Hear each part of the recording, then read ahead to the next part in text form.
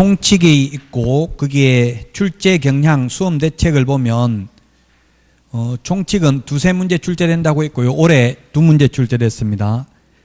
그 중에서 출제될 수 있는 게 목적, 용어의 정의, 중개대상물 3가지인데요. 이 중에서 용어 정의와 중개대상물은 한 문제씩 반드시 출제됩니다. 용어의 정의와 중개대상물이 한 문제씩 출제된다. 자, 그러면 제1절 공인중개사법의 제정과 연역이라는 건 역사입니다. 역사. 이 공인중개사법의 역사는 시험에 딱 한 번 나온 적이 있습니다. 1995년도 25년 전에 딱 한 번 나왔어요. 이런 거는 무시해야 돼요. 10년에 한 번도 안 나오는 거는 무시해야 돼요. 너무 안 나오는데 보통 수험에 실패하는 분들 보면은 공부는 집착을 하면 안 돼요. 집중을 해야 되지. 안 나오는데 혹시 나오면 네가 책임지냐 이렇게 묻는데 책임은 못 집니다, 제가. 그렇지만 그 10년 동안 한 번도 안 나온 거는 그냥 무시해도 돼요. 그래서 이거 굳이 암기할 필요 없고 다만 그 3페이지 참고라는 말은 중요하다는 이야기 아니에요. 그게 보니까 중개업의 발전을 보니까 자유업이었습니다. 옛날에 거간 이런 말들 지금 저도 어릴 때 시골에서 거간이라는 말 들어봤어요. 뭐냐면 송아지 그 사고 파는 거 중개하는 사람을 거간이라 하더라고. 시골에서 오일장에서. 들어봤죠, 여러분들도? 안 들어봤어요? 어쨌든 거간이라는 거 있었어요. 몰라도 돼요. 시험에 거의 나온 적은 없어요. 옛날에 거간이라고 불렀는데 어쨌든 옛날에는 자격증 필요 없고 그냥 중개업 할 수 있었어요. 지금 항상 역사는 저도 학교 다닐 때 제가 역사를 못하다가 잘했는데 못할 때는 왜 못했냐면 맨날 고조선만 암기를 했어요. 앞에 것만. 시험에는 고조선이 나오는 게 아니고 근현대사가 나오더라고. 시험에 많이 나오는 거는. 결론은 역사는 중요한 게 언제냐면 현재가 중요하다고요. 과거는 정확한 데이터도 없고 고조선 시대는 정확하게 입증하기도 힘들잖아요. 마찬가지로 결론은 이런 역사가 나오면 현재가 중요하다. 자, 그래서 그 박스의 맨 마지막에 동그라미 7번에 보니까 3페이지에 등록주의라고 돼 있죠. 결론은 지금 개업하려면 등록을 해야 된다 이 말이에요. 1999년도 김대중 정부 때부터 등록제로 바뀌었습니다. 그전에는 그러면 1983년도 처음에 1회 시험이 있었어요. 시험 날짜 시험이 안 나옵니다. 1983년 9월 22일 날 제1회 시험이 실시됐고 지금 29회 시험까지 시험을 실시했습니다. 그래서 1983년도 공인중개사법이 시행되면서 공인중개사 제도가 돼 가지고 허가제를 실시했습니다. 처음에는. 제가 처음에 자격증을 따니까 1999년도에 제가 4월 달에 자격증을 땄는데 개업을 하려고 허가 신청을 했어요. 그 허가가 안 나오더라고요. 언제 허가 나옵니까? 해가 전화해가지고 물으니까 모르겠는데요 이러더라고요. 모르는 게 말이 되냐 이러니까 허가 총량제를 실시해가지고 그 당시 개업공개사가 약 4만 명 정도 되었습니다. 1999년도에. 한 명 폐업을 해야 허가해 준다더라고요. 그래서 이제 그냥 학원 제가 거의 90점 정도로 합격을 했어요. 전국 6등 했어요. 제가 뭐 이게 중요한 게 아닌데 90점 이상 받은 사람은 중개업하면 거의 90% 이상 망해요. 딱 60점으로 합격해야 거의 90% 이상 성공해요. 그래서 저도 결국 중개업 못하고 학원 강의를 하게 됐잖아요. 그 이제 학원에서 90점 이상 받으니까 학원 강의 해볼래 이렇게 묻더라고요. 99년도부터 10회 시험부터. 그래서 예, 하겠다고 해가지고 지금 뭐 네? 옛날에는 그 알려주더라고요. 나오지는 않아요. 지금은 옛날에는 수석 합격자 이런 것도 발표를 했었어요. 했는데 그게 부작용이 너무 많아가지고 모든 학원, 자기 학원 전부 수석 합격자라고 하는 거예요. 그리고 또 수석 합격자들 올 100% 다 망했거든요. 한 명도 지금 현업에 성공한 사람이 없거든요. 그 부작용이 많아가지고 요즘은 수석 합격자 발표하지 않아요. 옛날에 수석 최연소, 뭐 최고령 이런 거 다 발표했었어요. 근데 지금은 수석 발표하지 않아요.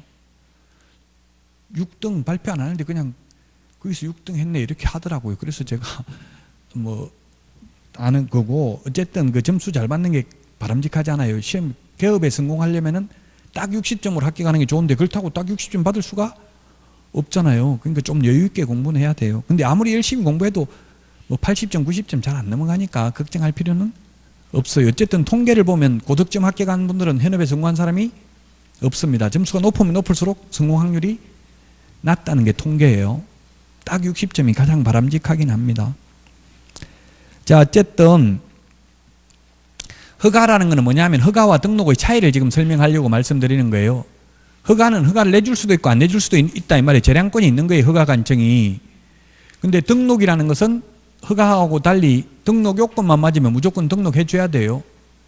그래서 결론은 옛날에는 자격증을 따도 바로 개업을 마음대로 못했는데 지금은 자격증만 따면 개업할 수 있다. 마음대로 전국 어디에 가서든지. 물론 완전 자유가 있는 건 아니에요. 등록 요건이 맞아야 되니까 교도소에 갔다 온 사람은 3년 지나야 되고 이런 요건은 있어요. 결격사유라는 게. 그런 결격사유에만 해당되지 아니하면 지금은 전국 어디에 가든지 개업할 수 있고, 옛날에 허가제일 때는 허가를 안 내줄 수도 있었다. 제가 허가 내려고 했는데 그 아파트 단지에 허가 받으려고 했거든요. 아파트 단지 내 상가에. 그 중개업소가 3개 있다고 안 된다 하더라고. 이제 그 하나 폐업해야 된다 하더라고. 근데 지금은 3개, 4개가 되든 말든 무조건 등록할 수 있어요. 중개업소 많다고 등록 안 해주고 이런 거는 없어요. 옛날에는 그래서 중개업소가 많으면 투기를 조장하고 안 좋은 걸로 인식을 했어요. 산재형 점포라고, 그 집재형, 산재형 이런 거 학계론에 이런 게 나와요. 흩어져 있어야 좋은 걸로 생각했어요. 옛날에는. 근데 지금은 오히려 흩어져 있으면 의뢰인들한테 좋은 게 아니라 모여 있어야 오히려 의뢰인들한테 더 유리할 수도 있어요. 그래서 지금은 무조건 무조건은 아니지만 등록 요건만 맞으면 등록해 줍니다. 그죠? 어쨌든 결론은 등록제를 채택하고 있다. 3페이지 맨 밑에 양가로 3번에 소개영업법이라고 있는데, 이때 저는 어릴 때 기억이 나요. 제 친구 아버지가 복덕방 했어요. 그때 소개영업을 하는데, 소개는 부동산만 소개하는 게 아니고 옛날에 보니까 직업중개, 혼인중개 이런 것도 다 하더라고요. 복덕방에서 아가씨들도 대주고 뭐 이런 거 다 하더라고요. 그리고 돈 없다고 하니까, 집 사는데 돈 없다고 하니까 대출도 해주더라고요. 사채 빌려주고 이자 받고 이런 것도 하더라고요. 그러니까 옛날에 소개영업법에 의해서 소개영업을 하던 사람을 중개인이라고 불렀어요. 옛날에 중개인. 이런 건 시험에는 안 나온다고요. 다만 이제 역사 흐름만 좀 보는 거예요. 그러다가 4페이지 양가로 4번 부동산 중개업법이라는 게 1983년 12월 30일 제정됐습니다. 그 세 번째 줄에 보면. 그래서 84년 4월 1일부터 시행하게 되었습니다. 그건 큰 흐름만 보는 거고, 시험에는 아까 나오는 거 뭐라고 했어요? 용어정의 중개사물 나온다고 했어요. 오늘 공부하는 것 중에서 반드시 출제되는 거는. 근데 역사는 좀 알아야 돼요. 현재를 알려면. 자, 부동산 중개법이라는 게 제정됐다가 양가로 5번에 보면 2006년 1월 30일 노무현 정부 때 부동산 중개업법에서 공인중개사의 업무 및 부동산 거래 신고에 관한 법률로 제명, 법 제목이 바뀌었다. 이름이. 개업공개사들의 공신력을 높여주기 위해서 법 이름을 바꿨습니다. 왜냐하면 변호사법, 법무사법, 공인회계사법 이렇게 해서 전문 자격사들은 다 그 법이 있거든요. 법 이름이. 그래서 우리도 이제 공인중개사니까 공인중개사법으로 바꾸려고 했는데, 그때 노무현 정부 때 2006년 1월 1일부터 실거래가격 신고제도가 도입됐어요. 2006년부터 부동산거래 신고제도가. 그래서 부동산거래 신고를 해야 된다는 걸 널리 국민들에게 알리기 위해서 부동산거래 신고에 관한 법률이라는 것을 넣었습니다. 그러다가 2014년 7월 29일부로 공인중개사법이 제정되어 가지고 지금 현재까지 공인중개사법이라고 불러요. 이 법 이름이 공인중개사의 업무 및 부동산거래 신고에 관한 법률 너무 길죠? 법 이름이 길면 공신력이 없습니다. 우리 사법고시 지금 없어졌지만 옛날 사법고시 볼 때 민법, 상법, 형법, 헌법 이런 식으로 법 이름이 짧죠? 그래서 법 이름을 이제 딱 공인중개사법으로, 그래야 전문 자격사로 인정을 받잖아요. 변호사법, 법무사법, 공인회계사법 이런 것처럼. 그래서 지금 2014년 7월 29일 날 이제 공인중개사법하고 부동산거래 신고 등에 관한 법률을 분리했습니다. 역사를 보는 거예요. 시험에는 안 나오지만. 자, 그래서 지금까지 2014년 7월 29일부터 지금까지 공인중개사법이라고 부릅니다. 그래서 옛날 2014년 7월 29일 전에는 뭐라고 불렀냐면 중개업자 이렇게 불렀어요. 중개업자라고 하다 지금은 개업 공인중개사라고 부르죠. 그래서 여러분들은 가급적이면 동네 쓰는 용어가 아닌 현재 법에서 쓰고 있는 용어를 쓰는 게 좋아요. 지금도 현업에 가면 업자, 중개업자, 중개인 이런 말 써요. 지금 뉴스에도 나오는 거 보면 공인중개사라는 말도 나오지만 중개인이라는 말도 써요. 지금도 뉴스에 가끔 중개업자라는 말도 쓴다고요. 근데 중개업자, 사채업자, 청부사례업자 별로 어감이 안 좋죠.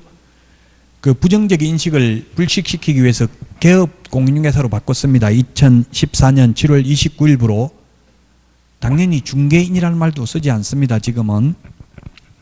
자, 그러다가 5페이지에 보면 양가로 이번에 최근 개정 법령인데 동그라미 1번에 보면 금치산자, 한정치산자라고 부르던 것을 민법에서는 이미 5년 전에 바뀌었는데 공인중개사법에서는 2018년 4월 17일 날 금치산자, 한정치산자가 피성년 후견인, 피한정 후견인 이렇게 바뀌었습니다. 용어가.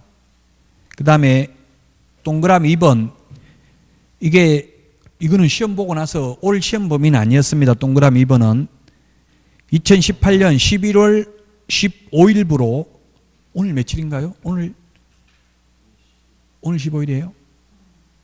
맞습니까? 오늘부터 시행되는 거예요. 이거 지금 오늘부터. 동그라미 2번은 오늘부터 시행되는 건데 뭐냐면 이때까지는 계약서 확인설명서 4본을 보존하라고 돼 있어요. 4본을 계약서는 5년, 확인설명서는 3년 4본을 보존하라고 돼 있었는데 지금 우리 옛날에는 먹지대고 막 4본 원본이 달랐잖아요. 먹지대고 쓰고 이러니까. 근데 지금은 컴퓨터로 출력하죠. 석장을. 계약서 같은 거 부동산 중개사무소에서 적을 때 컴퓨터로 출력하는데 원본, 4본 구분하기도 어렵습니다. 그래서 이제는 4본이라는 말을 삭제하고 원본을 보존하든 4본을 보존하든 전자문서 형태로 보존하든 상관이 없습니다. 전자문서가 뭐냐면 이제 전자계약서라는 게 생겼어요. 그래서 전자계약서 작성하면 종이문서를 안 적어도 돼요. 태블릿 PC나 휴대폰 가지고 계약서 쓸 수 있는 게 생겼어요. 인터넷에 전자계약서 이렇게 치보면 나와 있습니다. 그 이제 이런 게 바뀐 내용입니다. 이거 말고도 주택임대차보호법, 상가건물임대차보호법이 올해 개정됐죠? 최우선 면제 받는 금액 이런 게 달라졌잖아요. 서울에서 1억이었는데 1억 1천만 원 이하인 경우 3,700만 원까지 이런 것들은 뒤에 이제 다 개정된 걸 반영해 놨습니다. 우리 최근 최신 개정된 것까지 다 반영되어 있습니다. 자, 이제 목적입니다. 5페이지 법 제정 목적입니다. 이 법 제정 목적은 단순히 암기해야 되는 부분입니다. 어렵습니다. 목적 시험에 만약 나오면. 근데 시험에 이때까지 8번 출제됐습니다. 30번 시험 봐가지고요. 중요해요? 안 중요해요? 안 중요합니다. 48, 32, 4년에 한 번 정도 나왔어요. 4년에 한 번. 해마다 나오는 것만 해도 해마다 나오는 파트만 공부해도 80점은 받을 수 있어요. 그러면 이런 거는 중요하진 않아요. 다만 시험 보기 전에는 암기는 해야 되겠죠. 3, 4년에 한 번 나오니까. 3, 4년에 한 번 나오는 거 아까 제가 10년 이상 안 나온 거는 안 해도 된다고 했죠. 나중에 하긴 해야 되지만 중요하진 않다고요. 목적. 자, 그래서 목적을 보면 자, 목적부터는 이제 한번 보겠습니다. 첫 번째 목적을 보면 공인중개사의 업무 등에 관한 사항을 정하여 그 전문성을 제고하고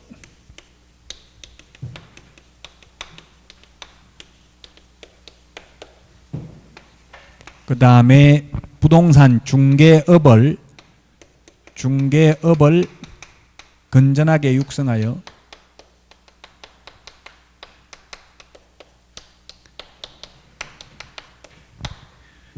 국민 경제에 이바지하는 것을 목적으로 합니다.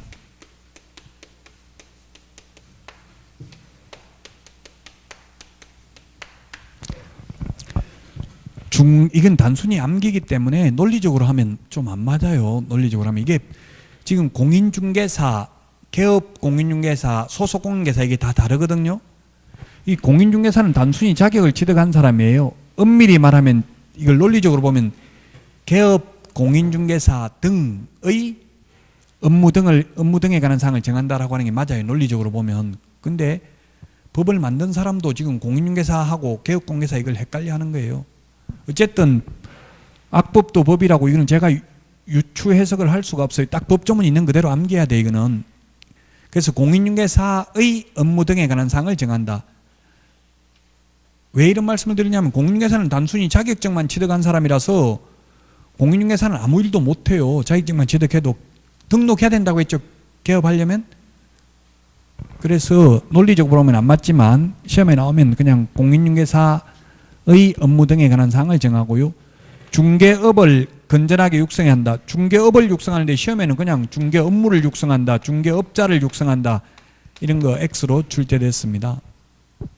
그 논리적으로 뜻문이 따지더라고요. 중개 사람을 육성하면 육성했지 중개업을 어떻게 육성하냐 이렇게 따지니까 논리적으로 설명하기는 어렵습니다. 이건 단순히 암기해야 되는 부분입니다.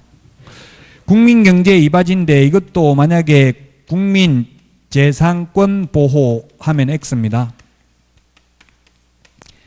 옛날에는 국민재산권 보호였습니다. 바뀌었습니다. 그럼 국민재산권 보호하고 국민경제 이바지하고 어떻게 다르냐? 논리적으로 설명하기 어렵습니다. 일맥상통한 뜻인데 어쨌든 지금 법조문에는 국민경제 이바지라고 했습니다. 국민재산권 보호, 공공복리 하면 X입니다. 사실은 이 공공복리나 일맥상통한 뜻입니다. 그래서 아마 공법도 목적에 보면 공공복리가 나와 있어요. 1조. 공공복리. 자, 공법을 말씀드렸는데 공법이라는 법전은 없죠. 국토의 계획 및 이용에 관한 법률이 있잖아요. 그래서 여러분들이 꼭 자꾸 찾아봐야 되는데 법조문을 그 스마트폰으로 꼭 쉬는 시간에 이거 어플 다운받아 보세요. 법제처라고 치면 플레이스토어나 앱스토어에 가서 휴대폰으로 검색하면 법제처 치면 법제처 국가법령정보 국가법령정보라고 있습니다. 이거 쉬는 시간에 다 어플 다운받아 놓으세요. 여기에서 법조문 다 확인할 수 있어요. 그래서 시간이 오래 걸리지만 법조문을 자꾸 찾아보면 기억이 오래 남아요.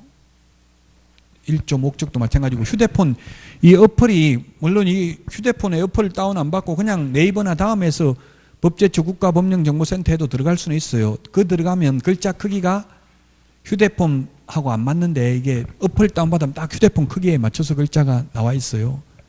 그리고 키워드 검색도 가능해요.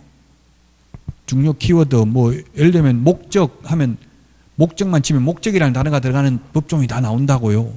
그 꼭 지금 이거 쉬는 시간에 이게 법제처 국가법령정보센터 스마트폰 어플 다운받아 보세요. 요즘은 휴대폰 가지고 공부해야 돼요. 휴대폰 하나만 있어도 공부할 수 있어요. 옛날에는 사법고시 공부하려면 산속에 뭐 노무현 전 대통령 보니까 뭐 절에 가서 사법고시 해가지고 합격했다더라고요.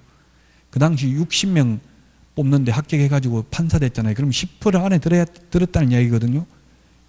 요즘도 이제 사법고시 없어졌지만 한 10% 안에 들어야 판사 갈 수 있어요. 가장 성적 우수한 분이 판사, 그 다음에 검사 이렇게 가죠.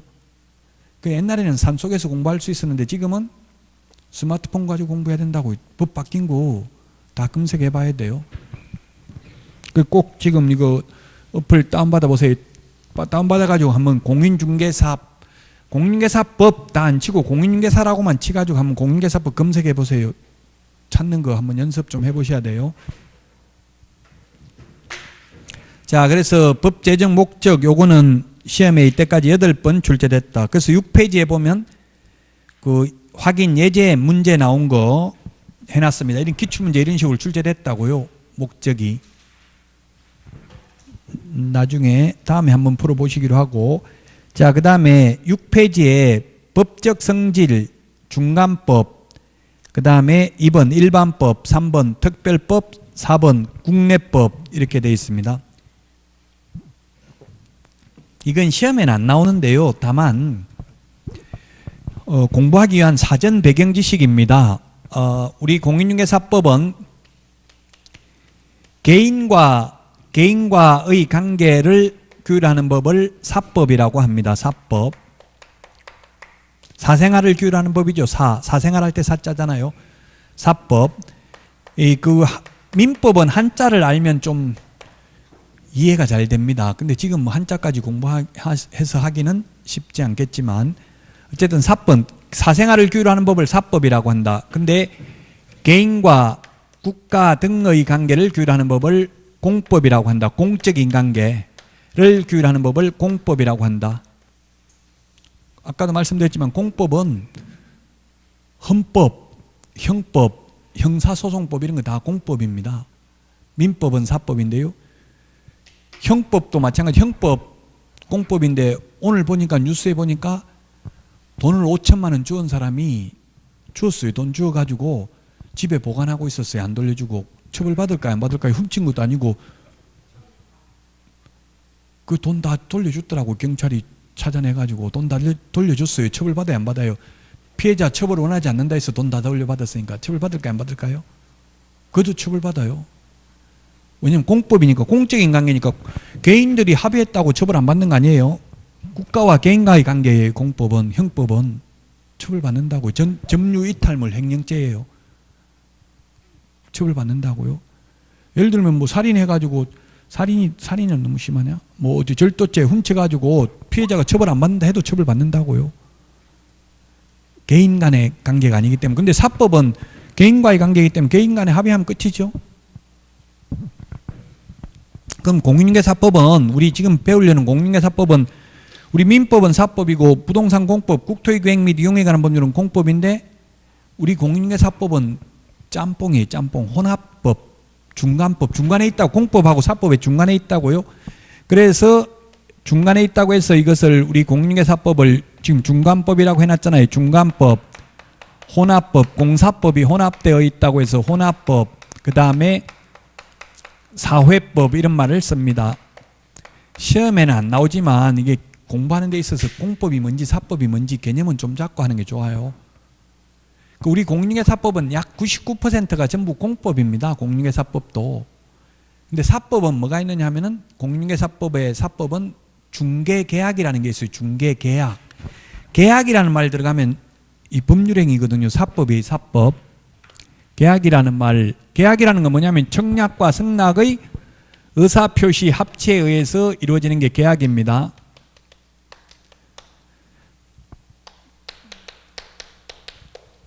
매도인, 파는 사람을 매도인, 사는 사람을 매수인이라고 해요. 모르는 용어 나오면 인터넷으로 자꾸 검색해 봐야 된다 했어요. 이게 매매라는 걸 한자로 적으면 매매가 한글로는 같지만 한자로는 달라요. 이게 팔매자, 이게 살매자입니다. 그 선비사자, 이익을 붙여서 판다 이렇게 생각하면 되겠죠. 팔매자는 선비사자가 있어요. 팔매자, 이게 매도인 할 때는 요 매도 매자를 쓰고 매수인 할 때는 뒤에 있는 매자를 쓰겠죠. 사는 사람이니까 서로 다르다고요. 자, 그러면 개업공개사한테 우리 집 팔아주세요. 개업공개사 예 팔아드리겠습니다. 이게 중개계약이에요. 중개계약. 사주세요. 사드리겠습니다. 이게 중개계약입니다. 중개계약 또는 중개의뢰계약이라고도 합니다. 중개계약이라고 부르고요. 이게 거래계약이에요. 거래계약. 처음 공부하시는 분은 거래계약하고 중개계약을 헷갈려 해요. 거래계약이라는 것은 매매계약, 교환계약, 임대차계약 이런 게 거래계약입니다. 거래라는 것은 매매도 거래고 임대차도 거래죠.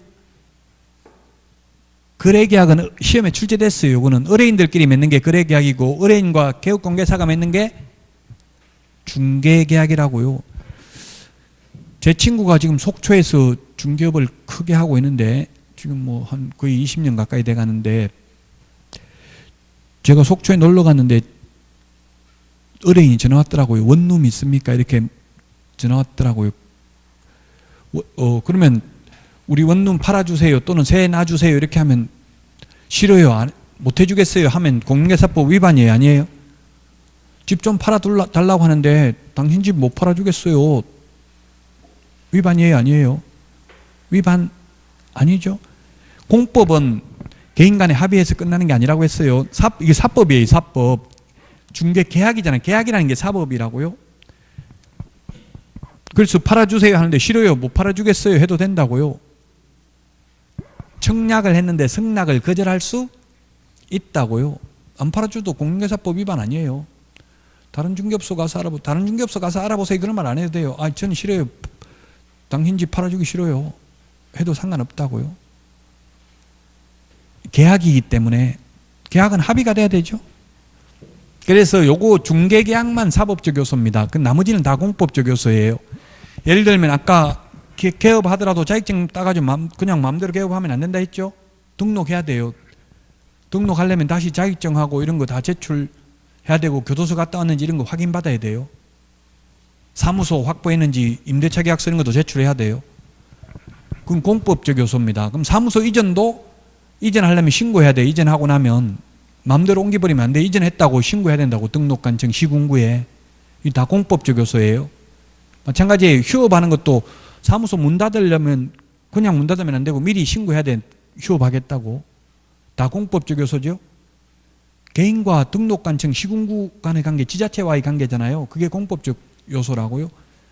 어쨌든 우리 공인중개사법은 공법과 사법이 혼합되어 있는 혼합법 또는 공사법의 중간에 있다고 해서 중간법 이런 말을 써요. 그러면 옛날에 서울대학교, 경북대학교 이런 데는 제가 다닐 때는 사법학과와 공법학과가 분리되어 있었습니다. 법학과 안에.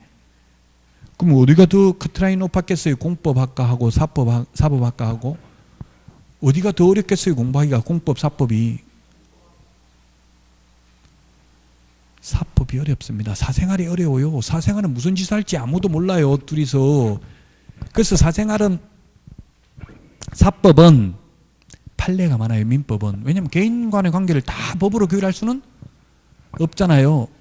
민법이 1119개 조문인데 1118개 조문이네요. 1118개 조문인데 뭐 시험에 조문이 몇 개 조문이 있는지 그런 거 시험에 안 나와요. 저도 틀릴 수 있어요. 공부한 지 오래돼가지고.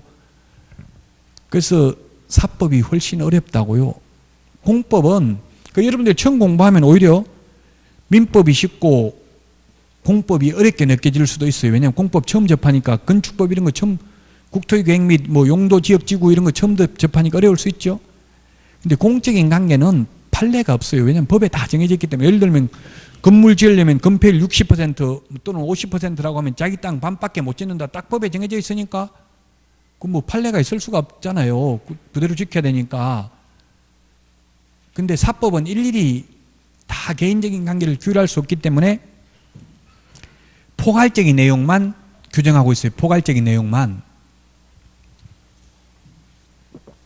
뭐 예를 들면 사기 강박에 의해서 계약을 한 경우 법률행위 취소할 수 있다 이렇게 돼 있어요. 그러면 사기가 어떤 게 사기인지 어떤 게 강박인지 이런 거는 사회통념상 판단한다 이런 말이 많이 나오죠. 민법에서는.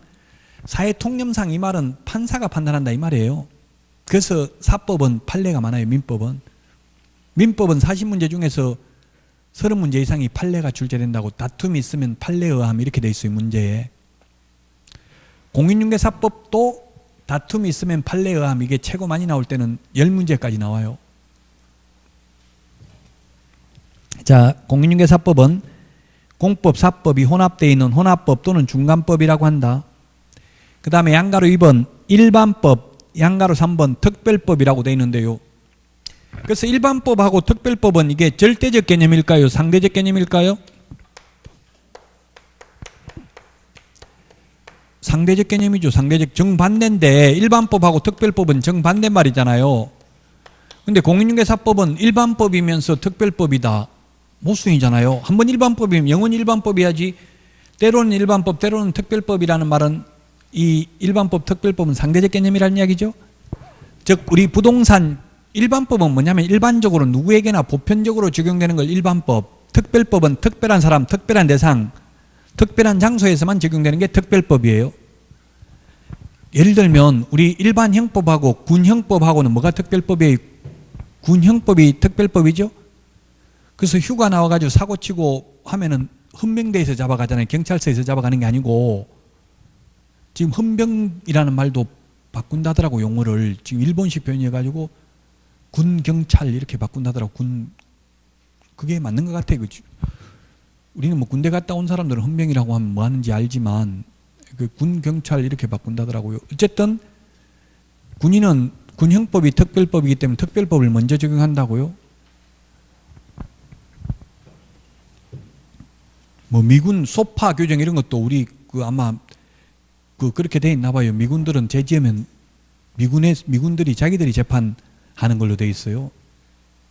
특별법이 있다면 특별법을 먼저 적용한다고요. 주택임대차보호법하고 민법 임대차하고 서로 충돌하면 뭘 적용한다고 했어요? 주택임대차보호법 특별법 우선의 원칙에 따라서. 그래서 우리 공인중개사법은 부동산 중개와 관련해서는 일반법, 민법이나 상법에 비해서는 특별법이다 이 말입니다. 시험에는 안 나오는 거예요. 그러나 이게 이제 기본 개념은 그래도 알아야 돼요. 시험에 직접 나오진 않지만. 자, 그러면 우리 부동산 중개와 관련해서 일반법이면 부동산 중개와 관련해서도 특별법도 있다는 이야기죠. 그럼 부동산 중개와 관련해서 특별법이 뭐가 있냐면은 뒤에 가면 나옵니다. 농업협동조합법에 의한 지역농협, 그 다음에 산림조합법에 의한 지역산림조합, 한국자산관리공사법에 의한 한국자산관리공사, 산업집적 활성화 및 공장 설립에 관한 법률에 의한 산업단지 관리기관 이런 것들이 있어요. 특별법이. 그 무슨 말이냐면 우리 공인중개사법에서는 일반법에 뭐라고 규정하고 있냐면 공인중개사법에서는 개업하려면 자격증 따가지고 다시 등록해야 된다 이렇게 돼 있어요. 우리 공인중개사법에는. 근데 특별법은 농업협동조합법에 보면은 지역농협은 옛날 단위농협을 지금은 지역농협이라고 하죠. 그 지역농협은 공인중개사법 제9조를 배제한다 이렇게 돼 있어요. 농업협동조합법에 보면. 그럼 지역농협은 등록 안 해도 된다. 자격증 안 따도 중개업할 수 있다 이 말이에요. 쉽게 말하면. 시험에는 잘 안 나오는 이유가 현실적으로 지역농협에서 중개업을 안 하죠. 그 시험에는 나오지 않지만 어쨌든 공인중개사법은 일반법이고 그 일반법에 비해서 특별법도 있다. 농업협동조합법 등이. 그 다음에 민법하고 우리 공인중개사법이 충돌하는 부분이 있어요. 예를 들면 어떤 게 있냐면 민법에서는 미성년자라도 부모가 동의하면 단독으로 유효한 법률행위 할 수 있습니다. 그 법률행위라고 하면 쉽게 말하면 계약이에요. 계약. 계약이 대표적인 법률행위인데 즉 미성년자도 부모가 동의하면 자기 집 팔아먹을 수 있다고요. 법률행위는 할 수 있어요. 즉 24시간 편의점에 알바도 할 수 있어요. 부모가 동의하면.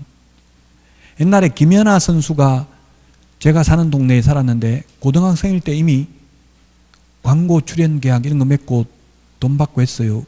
미성년자일 때는 부모 동의 받아야 돼요. 단독으로 유효한 법률행위는 할 수 없어요. 계약은. 그런데 우리 공인중개사법에서는 미성년자는 부모가 동의해도 직원으로 중개보조원으로 근무 못해요. 실장으로. 민법에서는 되는데 우리 공인중개사법에는 안 된다고. 그럼 뭘 따라야 되냐. 민법에는 된다고 돼 있고 공인중개사법에는 안 된다고 돼 있으면 서로 충돌하면 특별법인 공인중개사법을 적용해야 되겠죠. 그래서 미성년자는 자격증은 딸 수 있어요. 질문하러 많이 오시던데 신용불량자인데 시험 봐도 됩니까? 파산 선고 받았는데 됩니까? 하는데 시험 봐도 됩니까? 하는데 다 됩니다. 자격증 못 따는 건 딱 두 가지밖에 없다고요. 자격 취소되고 3년 미경과자, 부정행위하고 5년 미경과자. 그 자격 취소된 사람은 지금 40만 6천 명이 있다고 했는데 1년에 10명도 안 돼요. 전국에서 자격 취소된 사람이. 나중에 뒤에 가면 나옵니다만 자격증 빌려주면 자격 취소할 수 있거든요. 취소해야 되거든요. 근데 현실적으로 빌려준 사람은 10만 명 중에 한 2만 명 정도는 빌려준 것으로 추정하고 있어요. 정부에서도. 근데 단속은 안 합니다. 단속은 안 하고 다만 빌려줬다고 민원 제기되면 그걸 조사할 수밖에 없잖아요. 그런 것만 조사해요. 누가 옆에서 민원 넣는 것만. 네? 일찍 오세요. 내일부터 다 아까 이야기 다 했는데 공인중개사는 우리나라에 40만 6천 명이 있어요. 그 중에서 개업을 한 사람은 10만 6천 명. 4명 중에 1명이 사장입니다. 그럼 또 실장으로 근무하는 사람도 있겠죠.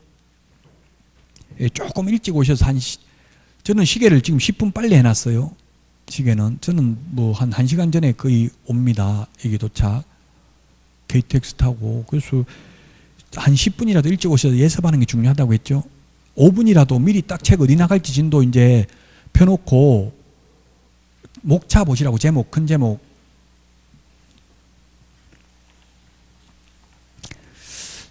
자, 그래서 특별법, 일반법 했는데 우리 공인중개사법은 부동산 중개와 관련해서는 일반법, 민법이나 상법에 비해서는 특별법이다.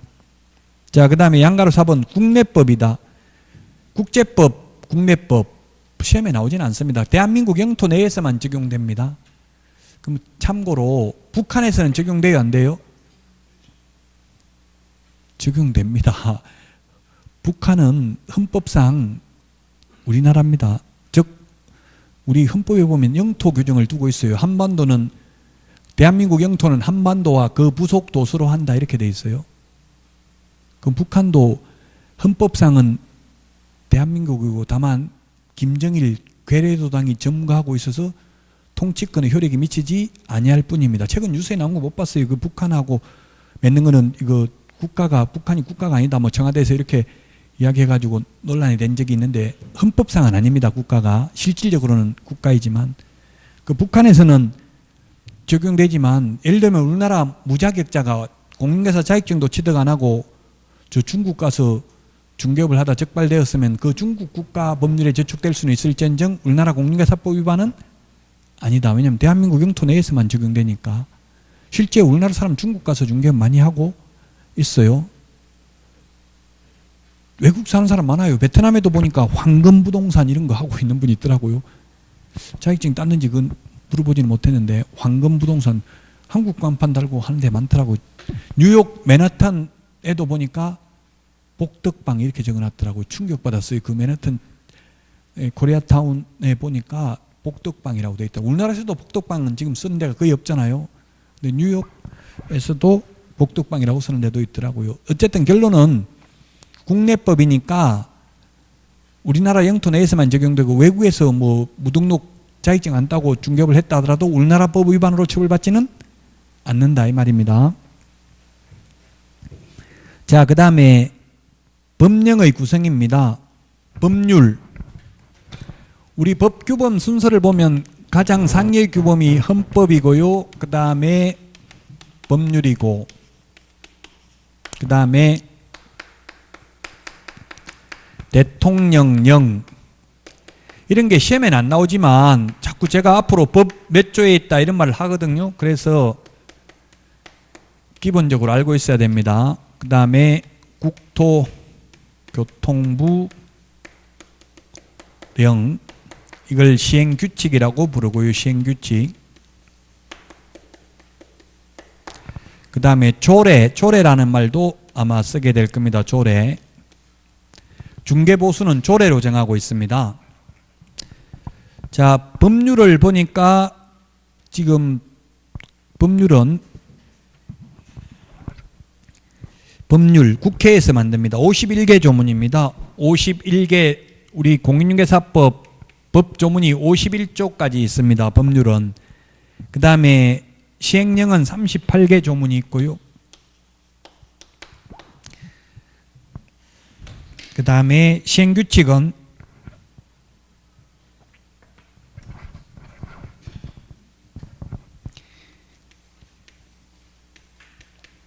29개 조문으로 되어 있습니다.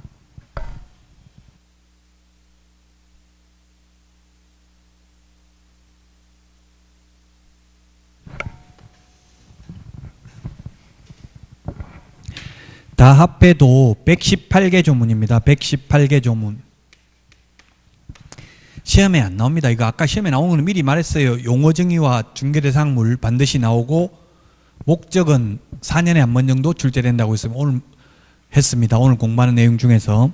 다만 근데 왜 이게 사전 배경 지식으로 좀 알고 있어야 돼요. 왜 이렇게 말씀드리냐면 지금 우리 공인중개사법 조문은 118개 조문밖에 안 되고요. 물론 부동산 거래 신고 등에 관한 법률이 있고 실무도 있습니다만은 여기에서 40문제 나오니까 40문제가 나오면 40문제 곱하기 오지선다형 하면 몇 개, 시험에 몇 개 지문이 나와요? 200개 지문이 나오잖아요. 200개 지문이 시험에 나오는데 공인중개사법 시행령 시행규칙 다 해봐야 118개 조문밖에 안 된다고요. 그럼 이 118개 조문 하나하나가 다 시험 지문이 되겠죠? 다 암기를 해야 됩니다. 이게 첫 시간에 암기하라고 하면 엄청나게 스트레스 받는데 2차 과목은 궁극적으로 나중에는 암기해야 됩니다. 뭐 지금 암기하라는 건 아닙니다. 시험 보기 전에 아까 언제가 중요하다고 했어요. 9월, 10월에 암기하면 돼. 8월 달까지 열심히 강의 들으면 거의 내용은 다 조금씩 헷갈려서 그렇지 거의 다 아는 내용이거든요. 근데 마지막에 암기하면 된다고요. 근데 마지막에 하려고 아꼈다가 모의고사 보면 점수 안 나오면 포기하니까 그래서 미리 조금씩 보는 게 좋다는 이야기예요. 따로 예습 복습 안 해도 수업만 들으면 자동적으로 공인중개사법은 제가 80점 책임집니다. 만약 지금부터 여기 계시는 분들 지금부터 시험 보는 날까지 제 강의 모두 다 듣고 80점 안 나와가지고 불합격하면 200만 원씩 손해배상 해드리겠습니다. 이건 계약이에요. 제가 청약을 했기 때문에 여러분 승낙하면 그대로 성립하는 거예요. 단 지각, 조퇴, 결석한 경우는 그러하지 아니합니다. 모든 강의 다 들어야 됩니다. 모든 강의 해봐야 특강 한두 번 해요. 많이 안 해요. 그리고 정규 강의밖에 없어요. 단 인터넷으로 듣는 분들은 손해배상은 제외합니다. 제가 인터넷으로는 정확하게 들었는지 안 들었는지 검증할 수가 없기 때문에 학원에서 듣는 분들은 공인중개사법 80점 나오면 2차 과목은 거의 합격이에요. 이제 1차가 관건이라고 해서 그 대신에 1차는 2과목밖에 안 되기 때문에 변수가 많아요. 한 과목 망쳐버리면 거의 불합격이에요.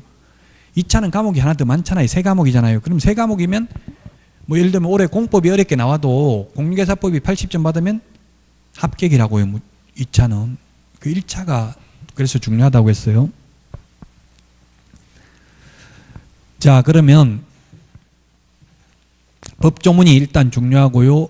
법률이라는 것은 뭐냐면 헌법이 있고 그 다음에 법률이 있는데 이 상위규범에 위반된 하위규범은 무효입니다. 헌법에 위반된 법률은 무효죠. 효력이 없죠. 그래서 만약에 조례가 법률에 위반된 조례는 무효입니다. 효력이 없습니다. 조례를 규정하고 있지만 상위규범에 위반되면. 자, 법률이라는 것은 국회에서 만들고요. 그 다음에 대통령령은 대통령이 만듭니다. 대통령령이라는 것은 대통령 명령의 줄임말입니다. 그 다음에 국토교통부령이라고 되어 있는데 이걸 부령, 각부 장관의 명령입니다. 각부 장관 명령. 근데 우리는 주무부서가 국토교통부니까 국토교통부령이라고 했습니다.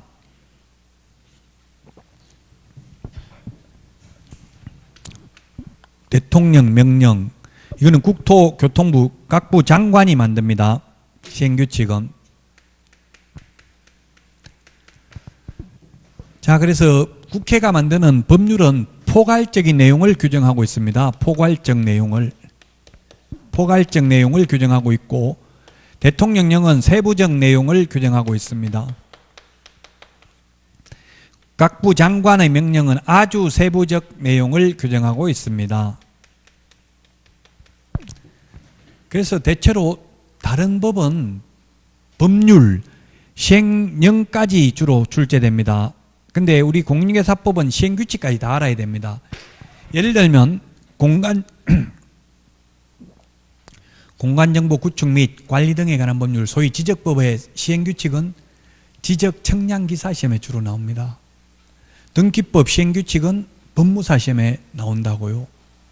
근데 공인중개사법 시행규칙을 공인중개사보다 더 잘 알아야 될 사람은 없죠.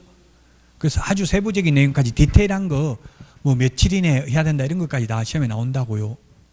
7일 이내 등록하면 7일 이내 등록 처분 통지해야 된다. 뭐 예를 들면 사무소 이전하면 옮기고 나서 10일 이내에 이전 신고해야 된다 이런 것까지 다 나옵니다. 아주 세부적인 내용을 규정하고 있습니다. 시행령, 시행규칙을 합해서 법규명령이라고 합니다. 법규명령이라고 하고 이 법률하고 법규명령을 합해서 법령이라고 합니다. 법령. 그래서 법령 지금 뭐 아마 공시법령 이렇게 돼 있을 거예요. 시험 과목이 공시법령. 시행령, 시행규칙까지 다 포함하는 개념이죠. 조례는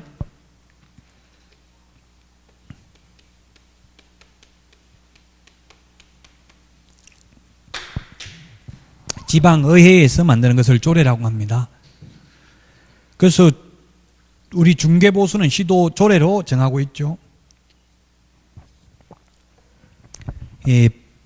법률이 어떻게 구성되어 있는지 지금 여러분들이 쉬는 시간에 그래서 법제처 국가법령연구센터 어플 다운받고 이제 이때까지는 시험에 안 나오는 것만 이야기했는데 그러나 공부하는데 알아야 됩니다. 사전 배경 지식이 있어야 되기 때문에 말씀드렸고요. 이제 직접적으로 시험에 출제되는 것은 7페이지 맨 밑에 용어 정의부터 출제되는데 용어 정의부터 쉬었다가 하도록 하겠습니다.